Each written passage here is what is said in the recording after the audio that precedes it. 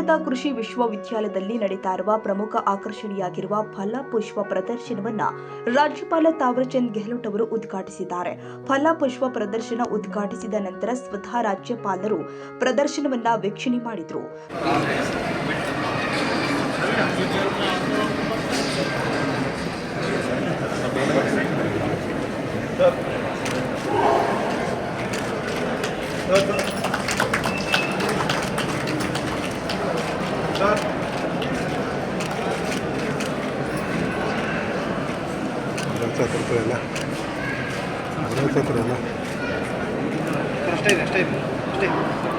ಕೃಷಿ ವಿವಿ ಕುಲಪತಿ ಪಿಎಲ್ ಪಾಟೀಲ ಸೇರಿ ಅನೇಕರು ಈ ಸಂದರ್ಭದಲ್ಲಿ ಉಪಸ್ಥಿತರಿದ್ದರು.